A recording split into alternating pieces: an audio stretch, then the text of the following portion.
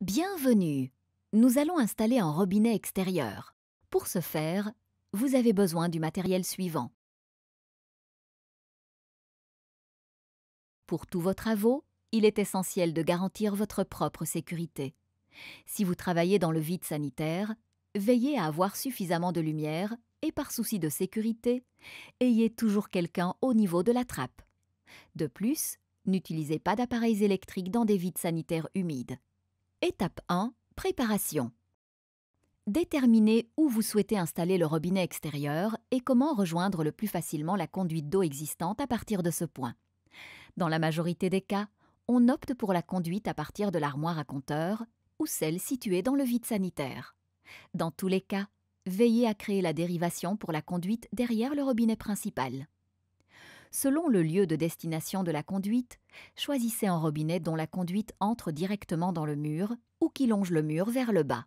Marquez les trous des vis là où le robinet se trouvera sur le mur. Percez-les, glissez-y des chevilles et vissez déjà la sablière éventuelle sur le mur. Étape 2. Percez le mur. Il est temps de percer. Votre robinet est doté d'une conduite droite et vous devez traverser un mur creux, percez alors à travers le mur creux.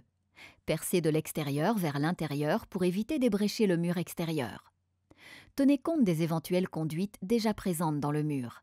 Si vous avez une conduite orientée vers le bas, mettez la conduite au moins 15 cm vers le bas avant de l'insérer dans le mur. Si vous optez pour la conduite qui part du vide sanitaire, creusez un trou jusqu'à ce que vous arriviez au niveau du vide sanitaire et percez avec un forêt de 18 mm de biais à travers les fondations vers le vide sanitaire. Étape 3. Raccordez les conduites. Commencez par fermer le robinet principal. Ouvrez un robinet à l'étage le plus haut de la maison. Ouvrez ensuite le purgeur près du robinet principal et videz les conduites. Tenez le raccord en T au niveau de la conduite d'eau et marquez ce qui doit être coupé. Utilisez le coupe-tube pour supprimer le segment. Dévissez les écrous du raccord et glissez-les sur la conduite d'eau. Positionnez les bagues de serrage, puis le raccord. Serrez les écrous. Ne les serrez pas trop, mais veillez à ce qu'ils soient bien fixés. Ensuite, prenez un segment de tuyau de cuivre séparé et connectez-le au raccord en T. Montez le robinet d'arrêt avec le purgeur sur cette conduite.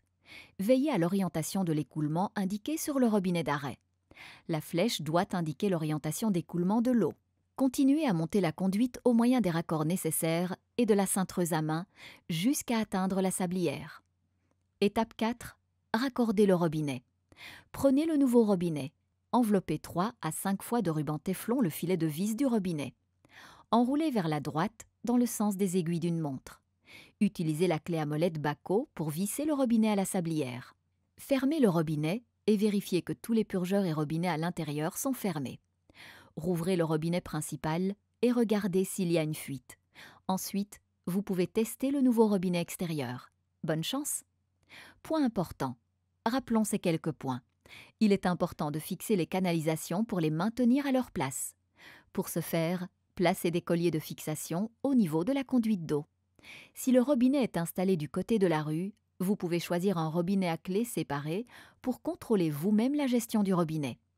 Les lapins et les hérissons ouvrent souvent les robinets pour boire en automne et ils oublient souvent de les refermer. Si vous utilisez votre robinet en hiver, il est judicieux d'en acheter un qui résiste au gel. À moins d'avoir un robinet extérieur résistant au gel, fermez le robinet d'arrêt en hiver. Ouvrez le purgeur et le robinet et mettez éventuellement un petit bac en dessous. Si vous ne le faites pas, la chute des températures pourrait endommager les canalisations.